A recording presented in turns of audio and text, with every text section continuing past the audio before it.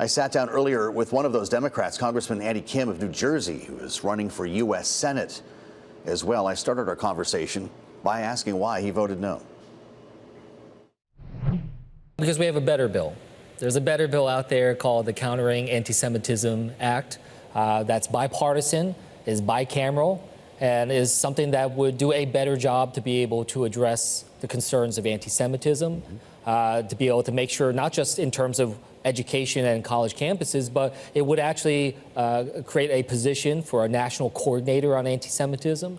And it is also something that would put resources in. This is one of the top priorities, resources in to be able to make sure that religious institutions, whether temples, synagogues, churches, mosques, can be able to get funding for their own protection. So that's a much more comprehensive approach, but the speaker decided to go in a more narrow and, in my opinion, political approach, and I think that that was the wrong decision. There were a lot of concerns about First Amendment in this particular case and exactly what widening the definition would mean to also acknowledge the rights of these protesters. Where do you come down on that? Yeah, look, I mean, I think that's why this other bill would do better, because it doesn't narrow the definition in a way that would be then challenging. I mean, like, look, the whole point of the definition that was pushed by this legislation you referred to, even the author of that definition said that this is not how it was supposed to be used. It was intentionally called a non-legally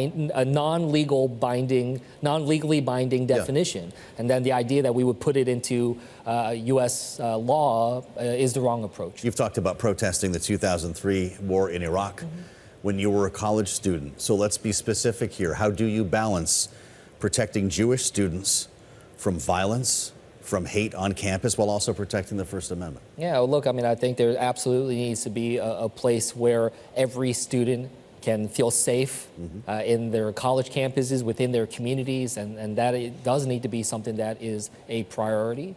And I do think that, look, that there's no a perfect balance that can be replicated all over the country, but, you know, I try to encourage school leadership, these colleges and universities to make sure that safety is there, and also try to, in terms of, you know, legitimate, you know, nonviolent protests and freedom of expression, that you know, we try to be able to preserve that. I'm not saying it's easy, but it is something that I hope we continue to make a priority. The President spoke to this yesterday. Joe Biden facing a lot of pressure here.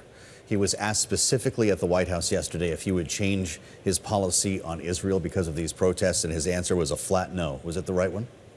Well, look, I do want the president to be more engaged and aggressive in terms of being able to stop the impending famine that's that's on the cusp of in northern Gaza. I have deep concerns about the prospects of major conflict in Rafah, city in southern Gaza that was only 100,000 people earlier, that now is 1.4 million people. So yes, you know, I encourage, and I am personally encouraging the president to take very seriously those efforts and prioritize the diplomatic efforts to be able to bring the violence to an end. Well, our listeners and viewers should know that you have a background in national security. In fact, you were advising President Obama on the National Security Council and helped him craft a strike on ISIS following the massacre of the Yazidi people in 2014. Should the United States be in the business of telling Israel how to conduct itself in this war against Gaza? Well, look, with all of our partners and our allies, whether it's with Ukraine right now, our military leaders work with the leaders in Ukraine to be able to devise up what's the best way forward for them to be able to fight back against Putin and this horrible illegal invasion that is there. So yes, so we have been in the past a country that has engaged and worked with other countries, and we try to draw upon our own challenges, even our failures, especially when it comes to counterterrorism in terms of how to approach things. I've worked on issues related to Iraq and Afghanistan. I was in Afghanistan at the height of the war there.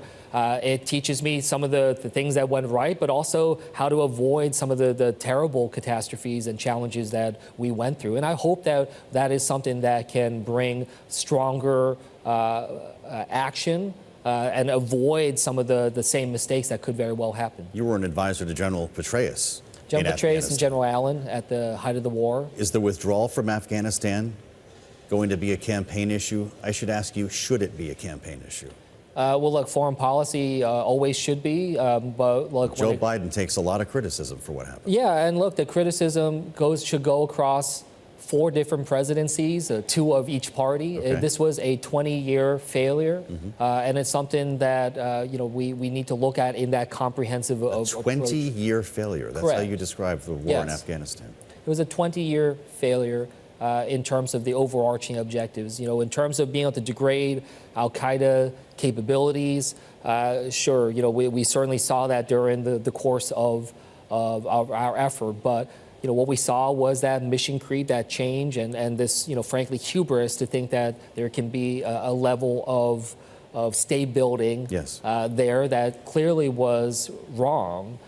So yes, it was something where we set out with the wrong objectives, overarching, and got worse and worse each year. You're running to replace Bob Menendez in the U.S. Senate. You managed to eliminate the old county line, as they call it, having sued to actually change the ballot design in the way candidates are listed. Will it help your campaign? Yeah, well, look, to further explain that a little bit, I guess I would just say is, New Jersey is one of the last vestiges of machine politics still in the country. Is it anymore? And there is this way in which party leaders can manipulate a ballot to be able to give their endorsed candidates preferential placement. I am trying to change that because I think it's more fair to make sure that the people decide.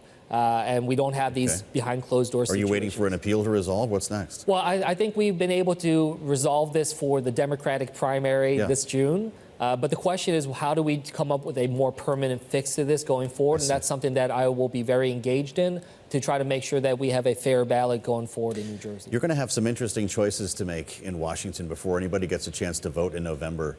Will you be willing to save Speaker Mike Johnson's job if members of his own party come for his head? Right now, like if Marjorie Taylor Greene is following through on that, look, I think right now the last thing we need is to plunge Congress into another several weeks of brokenness, as we've seen. There's too many challenges right now. We do not need a situation where we have this crisis, Article 1 crisis of the Constitution.